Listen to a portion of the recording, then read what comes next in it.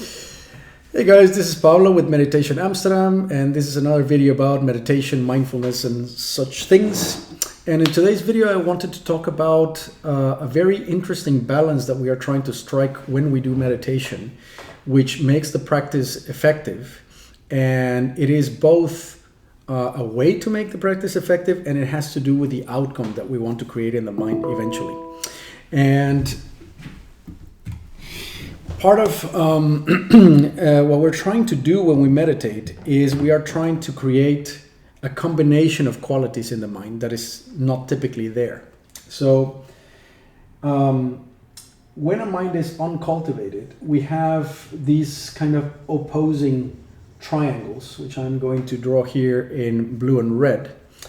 Now the blue triangle is going to stand for lucidity, right? How lucid and aware you are. And I'm going to create a black triangle, which is the opposite, or has the opposite weight. And this black triangle can stand for surrender or peace. So it's going to be represented by a letter P. So at the start of the practice, our mind is not able to reconcile complete surrender with complete lucidity. They are opposed to one another. And we can see that very clearly by indicating the extremes of these situations. So in this extreme over here at the top, when we are most lucid, we are the least surrendered. And this is what you could call the wakeful state. You are awake. Yeah, when you are awake, you're oh, my mistake. So this is the opposite. The wakeful state is here at the bottom. Let's paint it here at the bottom. So in the wakeful state here at the bottom, you have the most amount of lucidity available to you, but the least amount of peace. That's daily life, right? Your mind, your emotions, your body sensations, your sensory awareness, everything is at its peak. It's fluctuating all over the place. You have the least amount of mental stability, let's call it that, and surrender. Things need to get done. And you're busy and you're worried, or you're active and you're happy and you're this, you're that, right? So they're positive and negative, but they're fluctuations all over the place.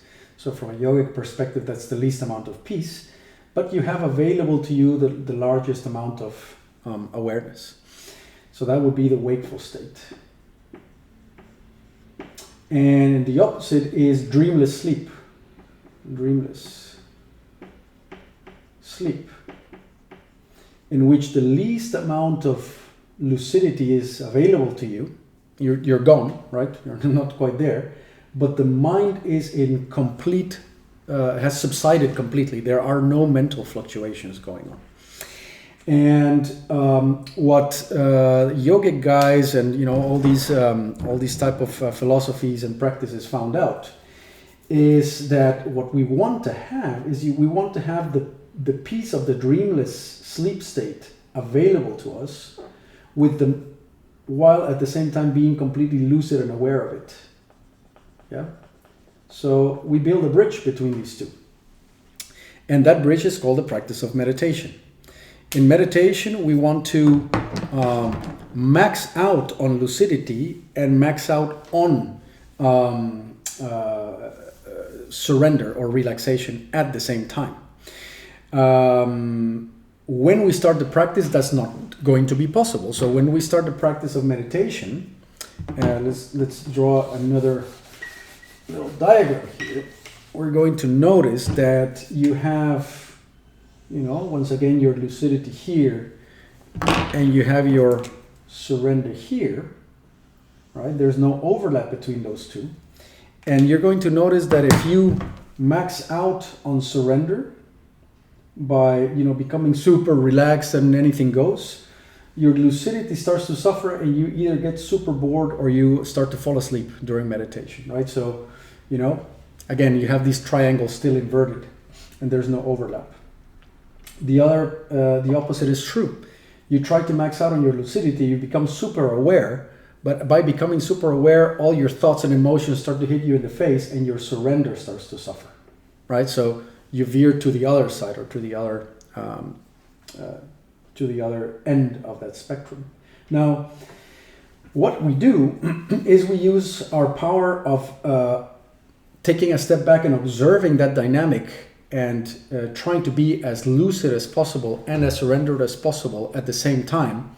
So it's this constant balancing act. And we can use our body to do that by making our body very alert, but also very relaxed. We can start to indicate to the mind, you know what? I want you to do both of these at the same time, over and over and over again. What eventually starts to happen is that we start to create the ability to hold that highly lucid and highly surrendered state at the same time. And through focus, and through the practice of focus and through a little bit of determination, the mind starts to learn that it is possible to mix those two at the same time. And of course, over time, that quality starts to become more permeating, and it also starts to become more stable. And until these two become completely unified, so that your mind has become completely lucid and completely surrendered all at the same time. Meaning that what used to be these opposing triangles start to become a single thing. And in the advanced stages of that, it means that that you are aware during your dreamless sleep, but that you are also completely at peace during full-on mental activity, right? So mental fluctuations have been permeated by a surrendered and completely peaceful flavor, and the lack of mental fluctuations have been permeated by complete awareness, right? It's like this opposite.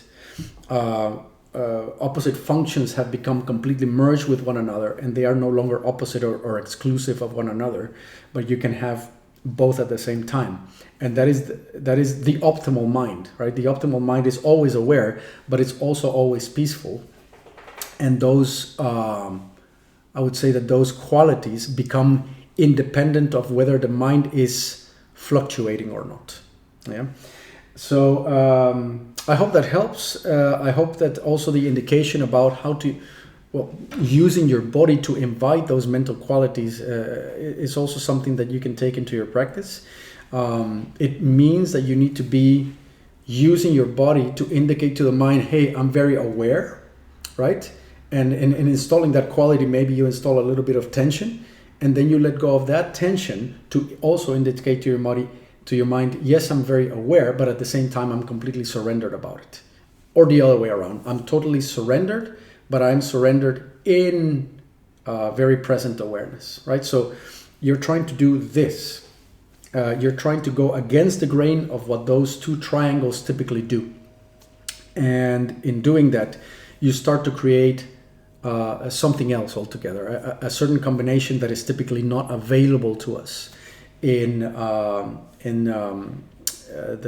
typical operation of the mind, which is usually influenced by whether the mind is at rest or not.